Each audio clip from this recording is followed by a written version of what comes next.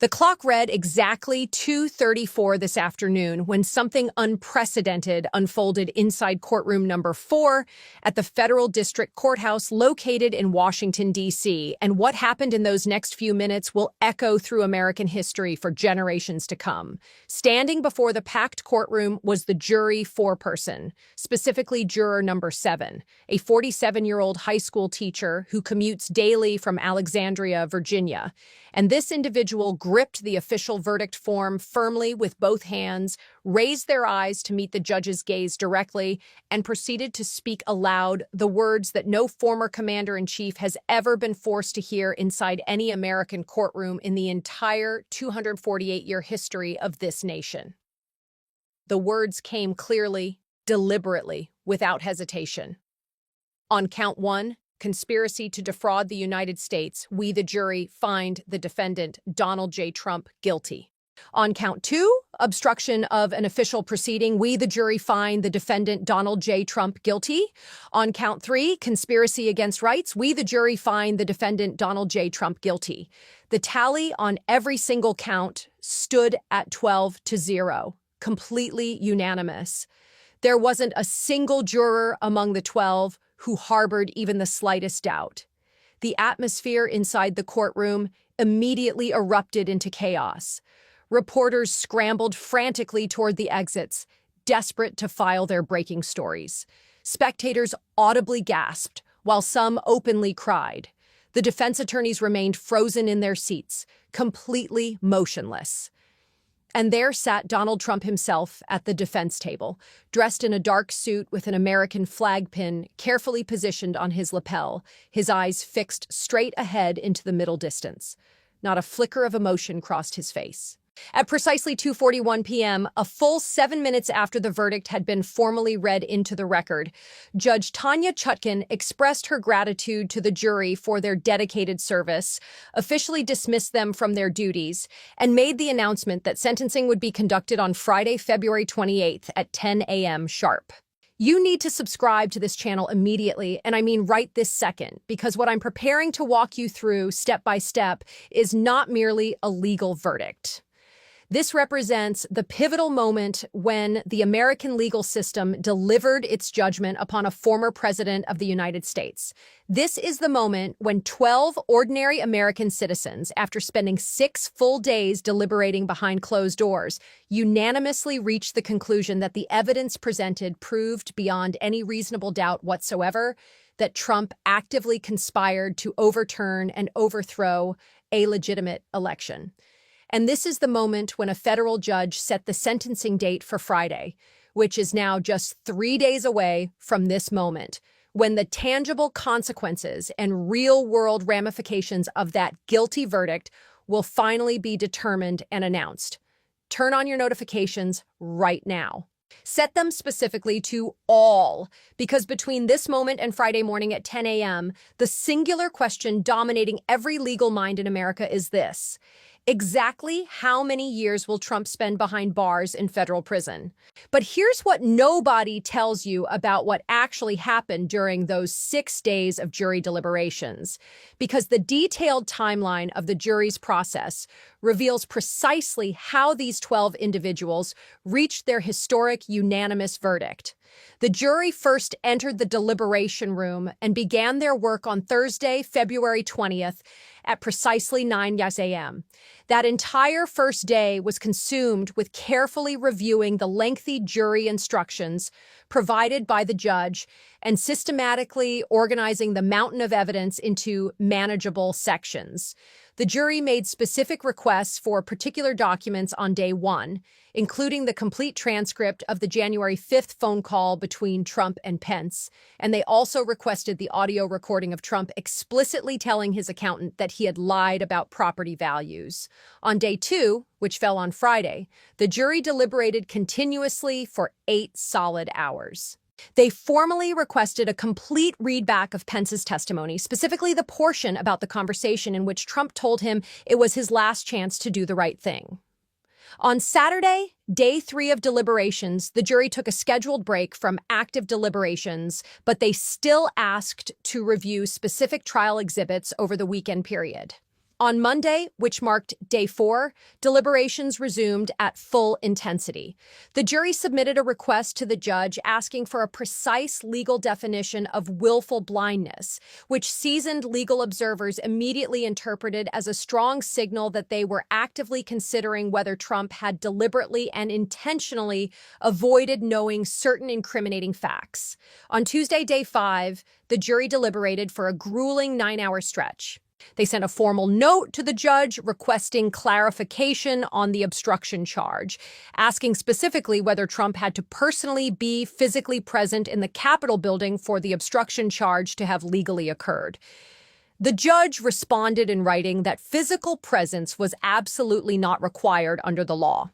On Wednesday, which represented day 6 of deliberations, the process began again at 9 a.m. sharp. At exactly 1:47 p.m., the jury composed and sent a note to the judge. The note contained just 4 words: "We have reached a verdict." At precisely 2:34 p.m., the verdict was formally read aloud in open court. Hit that like button right now if you fully understand the magnitude of what just happened here. 12 jurors, after 6 complete days of careful deliberations, unanimously found a former president of the United States guilty of serious federal crimes. The algorithm determines what content breaks through and reaches mass audiences. You are the one who decides whether this detailed analysis reaches the people who desperately need to see it. Because what I am showing you here is the American justice system doing exactly what it was originally designed to do, which is applying the law equally and fairly to everyone, regardless of their wealth, their power, or their political status in society. At 2:47 p.m., Trump was escorted out of the courtroom by his team of attorneys. He paused briefly at the courtroom door, turned his body to face the courtroom gallery, and stated the following words, quote, "This verdict is a disgrace. This is what a rigged system looks like. I will appeal. I will never stop fighting. The American people know the truth." He then exited the building through a side exit away from the main entrance. At 3:15 p.m., Trump held a press conference via video link from his attorney's office location. He spoke continuously for 22 minutes without interruption. He launched attacks against the judge, the jury, the prosecutors, and the entire justice system. He claimed repeatedly that the trial was rigged from the beginning. He claimed that the jurors were biased against him. He claimed that the evidence presented was fabricated. He announced that he would be filing an immediate appeal, and he vowed passionately to continue running for president. He took absolutely no questions from the assembled press. Drop a comment right now. Tell me directly what you think the judge should sentence Trump to on Friday. I am personally reading every single response because this question has now become the most important legal question facing the entire country. At 3:47 p.m., the special counsel Jack Smith held his own press conference. He spoke briefly and directly. Quote, "Today, a jury of 12 Americans, after carefully reviewing the evidence and deliberating for 6 days, unanimously found Donald Trump guilty on all 3 counts. This verdict reaffirms a principle that is foundational to our democracy. No one is above the law, not presidents, not former presidents, not anyone. We respect the jury's verdict. We will now prepare for the sentencing hearing on Friday." Smith took several questions from reporters who were present. He declined to say what specific sentence prosecutors would recommend, saying that recommendation would be formally made at Friday's hearing. At 4:23 p.m., the White House released an official statement. Quote, "The president respects the independence of the judicial process and the jury system. He has no further comment on the verdict." At 5 p.m., reactions began pouring in from across the entire political spectrum. Share this video right now because what I'm about to explain in detail is what the guilty verdict actually means and what sentence Trump now faces. On count 1, conspiracy to defraud the United States, the maximum possible sentence is 5 years. On count 2, obstruction of an official proceeding, the maximum possible sentence is 20 years. On count 3, conspiracy against rights, the maximum possible sentence is 10 years. If the judge sentences Trump to maximum consecutive sentences on all counts, he could face up to 35 years in federal prison. But judges rarely impose maximum consecutive sentences on first-time offenders without prior criminal records. odds, more likely the judge will carefully consider the federal sentencing guidelines, which take into account the severity of the offense, the defendant's criminal history, and both mitigating and aggravating factors. Legal experts are predicting a sentence somewhere in the range between 8 and 15 years. The judge could also impose probation or supervised release with no prison time whatsoever, though most analysts consider that scenario unlikely given the severity and unprecedented nature of the crimes. The judge could also impose concurrent sentences, meaning the sentences run at the same time rather than consecutively. If the sentences are concurrent, Trump would serve the longest sentence, which is the 20-year maximum for the obstruction count. At 5:34 p.m., sentencing experts began analyzing what Friday's hearing will actually look like. The prosecution will present arguments for a significant prison term. They will cite the severity of the crimes, the threat to democracy, and Trump's lack of remorse. The defense will present arguments for a lighter sentence or no prison time. They will cite Trump's age, his health, his lack of prior criminal record, and the unprecedented nature of prosecuting a former president. At 6:15 p.m., Republican members of Congress began reacting publicly. Senator Mitch McConnell issued a statement, quote, "I respect the verdict of the jury. The trial was conducted fairly. The jury deliberated for 6 days and reached a unanimous decision. That process should be respected." Senator Lindsey Graham issued a statement, quote, "I strongly disagree with this verdict. I believe this trial was politically motivated. I believe Trump was denied a fair process, and I believe the American people will hold accountable those who weaponize the justice system."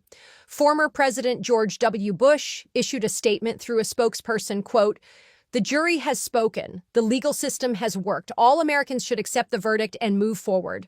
At 7 p.m., protests began outside the courthouse and at several Trump properties. Police were deployed to maintain order. By midnight, more than 40 protests had been reported across the country, some in support of the verdict and some against it. Here is what happens at sentencing on Friday. The hearing will begin at 10 a.m. sharp. It will start with statements from the prosecution team.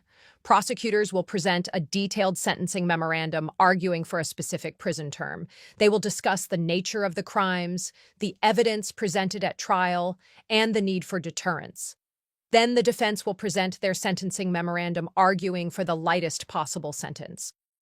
They may present character witnesses, medical evidence about Trump's health, and arguments about the impact of incarceration on a 78-year-old former president.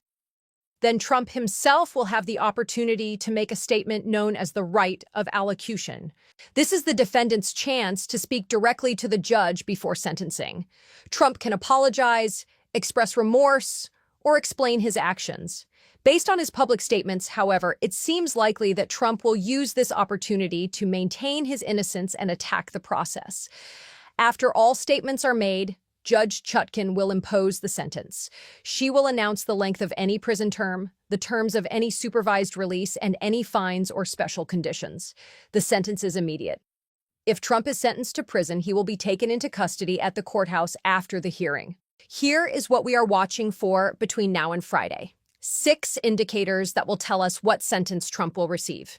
Indicator 1, what does the prosecution sentencing memorandum recommend? If they ask for 12 years, the judge is unlikely to go much higher. If they ask for 20, it signals they want maximum accountability. Indicator 2, what does the defense present at sentencing? If they present medical evidence showing Trump is in poor health, it could influence the judge toward a lighter sentence.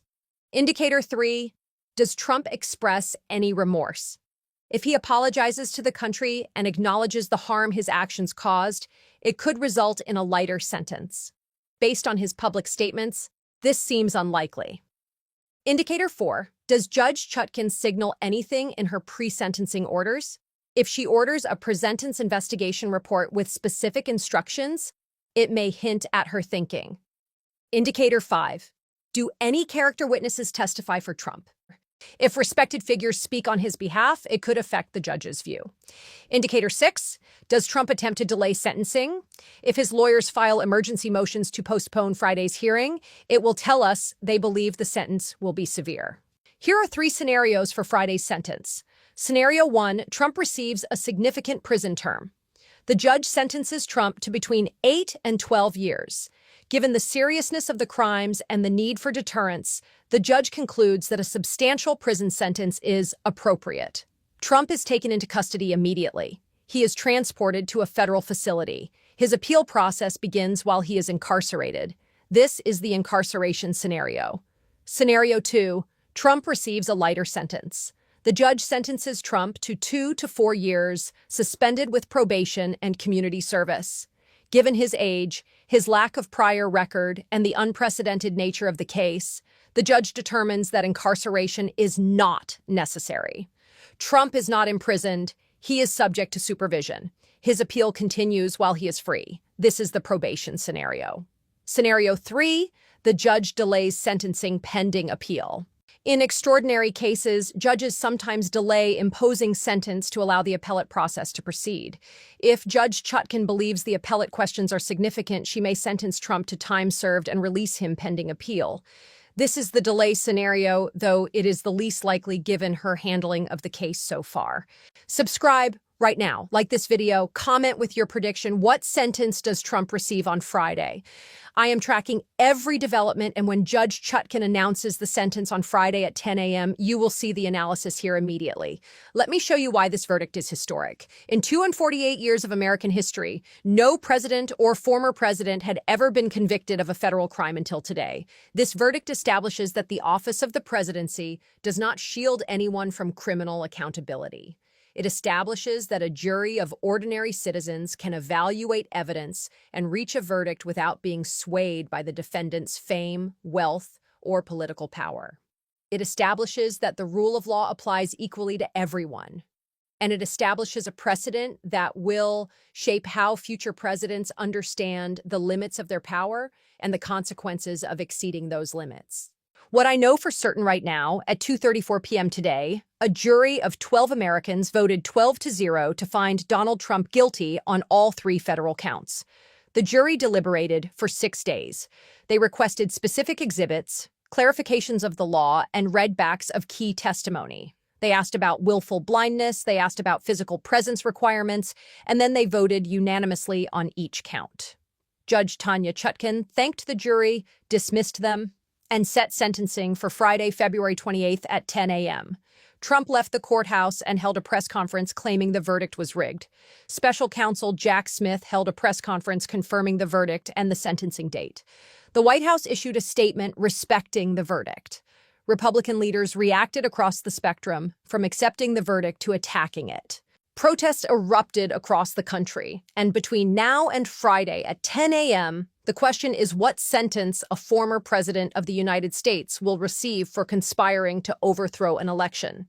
This verdict is the product of 6 days of deliberations, 47 witnesses, weeks of testimony, thousands of pages of documents and recordings of Trump in his own words. The jury considered everything. They asked the questions that needed to be asked, and they reached a unanimous conclusion. The verdict is in. The jury has spoken.